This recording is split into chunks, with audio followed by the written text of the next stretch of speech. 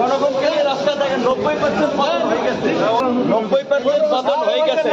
ছাত্র জনতা রাজপথে থাকে, 90% পতন হয়ে গেছে, আর 10% বাকি আছে। ধাক্কা দিতে হবে, রাস্তায় থাকতে হবে।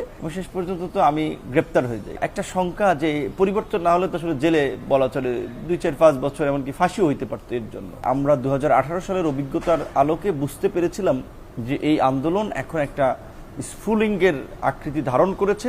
এই মৃত্যু কিন্তু সারা দেশের মানুষের বিবেককেও নাড়া দিয়েছিল। রাজনৈতিক নেতৃবৃন্দের আমরা সমর্থন পাচ্ছিলাম না, তাদেরকে জানালো, তারা বলছে তারা পর্যবেক্ষণ করতেছে। সরকার কিন্তু আরো এই আন্দোলনের উপরে বর্বরতা চালায়। আমি এই দুজনকে একেবারে রাস্তায় গুলিবিদ্ধ হয়ে মৃত্যুবরণ করতে দেখেছি। এইভাবে প্রকাশ্যে গুলি করা, হেলিকপ্টার দিয়ে গুলি চালানো, স্নাইপার রাইফেল দিয়ে বিল্ডিং এর ছাদ থেকে মনে হচ্ছে একটা গৃহযুদ্ধ পরিস্থিতি লেগে গেছে। ভাই, আমরা একটা ছাত্র আন্দোলন শুরু করেছিলাম, এখন এই যে মেট্রো রেলে আগুন, বিটিভি ভবনে আগুন, বিভিন্ন ধরনের ভায়োলেন্স হচ্ছে, এগুলোর দায় আমরা নিতে পারবো কিনা। তখন আমার কাছে মনে হচ্ছে যে প্রশাসনে যদি এই ধরনের কনফ্লিক্ট থাকে, দ্যাট মিনস পরিস্থিতি ভিতরে আরো ভয়ঙ্কর, দুর্বল।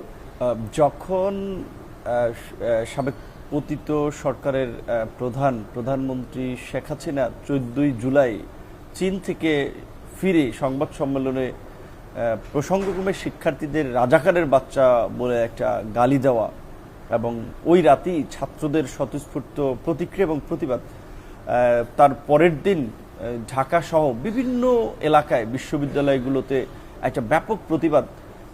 আমরা 2018 সালের অভিজ্ঞতার আলোকে বুঝতে পেরেছিলাম যে এই আন্দোলন এখন একটা স্ফুলিঙ্গের আকৃতি ধারণ করেছে। এটা যে কোনো সময় বিস্ফোরণ ঘটবে, এবং সেই বিস্ফোরণে সরকার চাবে বাধা দিতে, সরকার তাদের উপরে হামলে পড়বে। তাদের যে হিংস্রতা, যেটা গত 15-16 বছরে বিরোধীদের সাথে আচরণটা করেছে, হামলা, মামলা, নির্যাতন, নিপীড়ন, তুলে নেওয়া, গুম করা, সেটা একটা পরিস্থিতি তৈরি হবে, যার ফলে এই ছাত্র আন্দোলনের সমস্ত শ্রেণী পেশার মানুষের একটা সিম্প্যাথি, সমর্থন তৈরি হবে। ওই অভিজ্ঞতার আলোকে কিন্তু আমরা বিভিন্ন রাজনৈতিক দলের সাথে আলাপ করেছিলাম যে ছাত্রদের এই আন্দোলনে আমাদের পাশে থাকতে হবে। এই আলাপ আলোচনার মধ্যেই আপনাদের মনে আছে যে 16 জুলাই বেগম রোকেয়া বিশ্ববিদ্যালয়ের শিক্ষার্থী আবু সাইদের যে বীরত্বপূর্ণ আত্মত্যাগ, বিশেষ করে বুক চেতিয়ে আপনার আত্মসমর্পণের মতো অবস্থায় তিনি ছিলেন, সেখানে পুলিশ একেবারে বলা চলে যে গান পয়েন্টে রেখে তাকে গুলি করে মেরে ফেললো। এই মৃত্যু কিন্তু সারা দেশের মানুষের বিবেককেও নাড়া দিয়েছিল, যার ফলে আমাদের কাছে মনে হয়েছে যে এখন আমাদের প্রতিবাদ আরো জোরালো করা দরকার। রাজনৈতিক নেতৃবৃন্দের আমরা সমর্থন পাচ্ছিলাম না, তাদেরকে জানালো, তারা বলছে তারা পর্যবেক্ষণ করতেছে, দেখতেছে। কেউ কেউ মনে করেছিল যে এটা সরকারেরই একটা ব্যাক আন্দোলন। তখন ভারতের সাথে আমাদের রেল করিডোরের একটা বিষয় ছিল, অনেকে ভাবছে এটা আড়াল করার জন্য একটা ইস্যু। রাজনৈতিক দলগুলো একটু সময় নিচ্ছিল। তখন আমরা আমাদের দলের পক্ষ থেকে আমরা একটা সংহতি সমাবেশ করি, এবং বিশেষ করে রাজনৈতিক আলাপ আলোচনার পরে 16 তারিখের পরের দিন 17ই জুলাই রাজনৈতিক দলগুলোর গায়েবানা জানাজা কর্মসূচি ছিল। সো ওই গায়েবানা জানাজা কর্মসূচির মধ্য দিয়ে কিন্তু এই আন্দোলনটা কার্যত সারা বাংলাদেশে একেবারেই রাজনৈতিকভাবে এটা যে সমর্থিত এবং রাজনৈতিক দলগুলো এই আন্দোলনের পাশে আছে, এটা প্রমাণিত হয়ে ওঠে, যার ফলে সরকার কিন্তু আরও এই আন্দোলনের উপরে বর্বরতা চালায়। এবং আপনাদের নিশ্চয়ই মনে আছে, বিশেষ করে 18 তারিখ বৃহস্পতিবার, 19 জুলাই শুক্রবার, এবং 18 তারিখ আপনার উত্তরা, বাড্ডা, যাত্রাবাড়ি, রামপুরা বিভিন্ন পয়েন্টে যখন এই আন্দোলনের একটা গণপ্রতিরোধ আকৃতি ধারণ করে, এবং সেটার উপরে প্রশাসন, আইন শৃঙ্খলা বাহিনী যখন আরও আপনার চড়াও হয়, তখন কিন্তু আমরা 18 তারিখ 19 জুলাই শুক্রবার রাজনৈতিক দলগুলো গণমিছিল কর্মসূচি ঘোষণা করি। যে মিছিল করতে এসে বিএনপির সিনিয়র যুগ্ম মহাসচিব রুহুল কবির রিজভী ভাই গ্রেপ্তার হন, এবং আমি ওই মিছিল করতে এসে আমি আটকা পড়ি কাকরাইল আসলে ইসলাম ব্যাংক হসপিটালে, কারণ এইদিকে আর যেতে পারছিলাম না। চতুর্দিক থেকে মুহুর্মুহু গুলি আসছে। আমার সামনে আমি এই দুজনকে একেবারে রাস্তায় গুলিবিদ্ধ হয়ে মৃত্যুবরণ করতে দেখেছি। আপনার একজন নারীকে আনা হয়েছে সেগুন বাগিচা থেকে, সে বলছিল তিনি জানালার পাশ দিয়ে উকি দিচ্ছিলেন, গুলি এসে তার পেটে লেগেছে। সো ওইখান থেকে এটুকু উপলব্ধি করতে পারি যেটার বর্বরতা বা তীব্রতাটা একেবারে কোন লেভেলে পৌঁছে গেছে।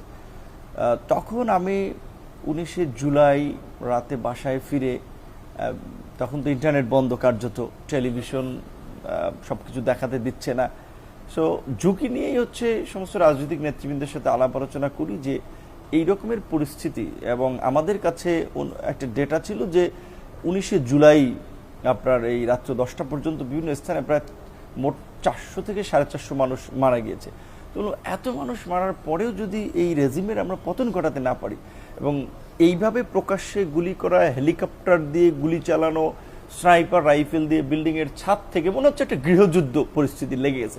তো এই পরিস্থিতি থেকে যদি আমরা উত্তরণ না ঘটাতে পারি, এই ফ্যাসিবাদকে পরাজিত করতে না পারি, তাহলে বাংলাদেশে কার্যত একদলীয় শাসন একেবারে চিরস্থায়ী পাকাপোক্ত হবে। সুতরাং সেই সময় আমি বিএনপি, ইসলামী আন্দোলন, হেফাজতের নেতা, গণতন্ত্র মঞ্চ, বিভিন্ন নেতৃবৃন্দের সাথে আলাপ করি, আমাদের আন্দোলনকারী ছাত্র নেতৃবৃন্দ, তাদের সাথেও আলাপ করেছিলাম, নাহিদের সাথে, আসিফের সাথে, সার্জিসের সাথে, হাসনাতের সাথে, যে দেখো ভাই, তোমরা এখন জাতির একটা মুক্তির কাণ্ডারির ভূমিকায় দাঁড়িয়ে আছো। বিকজ এই আন্দোলনটা এখন একটা ছাত্র জনতা, নাগরিকদের গণ আন্দোলনে পরিণত হয়েছে। এখন এখানে এক দফা এই ফ্যাসিবাদের পতন কিংবা ফ্যাসিবাদ থেকে মুক্তির বিকল্প কিছু নাই। এখন এটার চাকরির আন্দোলন, কোটা সংস্কার আন্দোলনের সীমাবদ্ধ নাই। তো তারাও বিশেষ করে নাহিদ এবং আসিফ তখন বলেছিল যে ভাই, রাজনৈতিকভাবে আপনারা রাজনৈতিক দলগুলোর সাথেও একটা সম্পর্ক তৈরি করার চেষ্টা করেন, তারাও যেন পাশে থেকে সমর্থনটা আদায়ের চেষ্টা করেন। আবার সার্জিস একটু শঙ্কা প্রকাশ করেছিল যে এখন তো ভাই আমরা একটা ছাত্র আন্দোলন শুরু করেছিলাম, এখন এই যে মেট্রো রেলে আগুন, বিটিভি ভবনে আগুন, বিভিন্ন ধরনের ভায়োলেন্স হচ্ছে, এগুলোর দায় আমরা নিতে পারবো কিনা। মানে আন্দোলনকারীদের মধ্যে বিশেষ করে বড় একটা অংশের মধ্যে যেমন ধীরতা ছিল, আবার কারো কারোর মধ্যে ভয় এবং শঙ্কাও ছিল যে আন্দোলনের কারণে তার জেলে যাওয়া হতে পারে, তার একাডেমিক ক্যারিয়ার শেষ হয়ে যেতে পারে। একটা দুদুল্যমান অবস্থার মধ্যে ছিল, যেটা আমি মনে করি। এবং আমি ওই দিন রাতে, বিশেষ করে 19 থেকে 20 জুলাই পড়ে যায় রাত 12টার পরে, আমি কানাডাতে নাগরিক টিভি নামে একটা অনলাইন চালাই, আপনার টিটু ভাই, ওনাকে ফোন দিয়ে আমি বলেছিলাম যে দেশে এই পরিস্থিতি হচ্ছে যে নির্বিচারে মানুষকে গুলি করে মারা হচ্ছে, স্নাইপার রাইফেল, হেলিকপ্টার থেকে গুলি করা হচ্ছে, খুব প্রশিক্ষিত বাহিনী, এবং এইগুলো আপনার একটু বিশ্ব দরবারে তুলে ধরেন। বাংলাদেশের মিডিয়া যেহেতু অনেক কিছু প্রচার করতে পারছে না, বাংলাদেশের ইন্টারনেট নাই, আপনারা নিউ ইয়র্কে জাতিসংঘের সদর দপ্তর, ইউরোপীয় ইউনিয়নের হেডকোয়ার্টার ব্রাসেলসে, এই সমস্ত জায়গায় প্রোটেস্টের আয়োজন করেন। আমার এই বক্তব্যটা আপনি ভিডিও এডিট করে ভিডিও আকারে প্রচার করেন, যেহেতু এখানে ইন্টারনেটের ব্যবস্থা না থাকায় আমি ভিডিও কল দিতে পারছি না। তারপরে কনক সরোয়ার, ওনাদেরকে জানিয়েছিলাম, বিকজ ওনারা যেহেতু ডায়াসপোরা কমিউনিটির মধ্যে আমাদের লাইনে ছিল অপোজিশনের। তারপর তো আমি রাত্র 2:30টার দিকে দরজা ভাঙার শব্দ পাই, পুলিশ আমার সিসিটিভির ফুটেজে দেখতে পাই, এবং শেষ পর্যন্ত তো আমি গ্রেপ্তার হয়ে যাই। গ্রেপ্তারের পরেও ডিবি কার্যালয় আবার প্রথম তো 40 ঘন্টা আমাকে ওরা সোপর্দ করে নাই, সেখানে নানানভাবে টর্চার করে স্বীকারোক্তি নেওয়ার চেষ্টা করেছিল যে এই আন্দোলন তারেক রহমান, বিএনপি, জামাত হচ্ছে সন্ত্রাস করছে, অগ্নিসংযোগ করছে, ভায়োলেন্স করছে, পৃষ্ঠপোষকতা করছে। এইটা বললে আমাদেরকে মুক্তি দেওয়া হবে, অন্যথায় সমস্ত মামলা, এই সেতু ভবন আগুন, বিটিভি ভবনে আগুন, মেট্রো রেলে আগুন, এই সমস্ত মামলা আমাদেরকে জড়ানো হবে।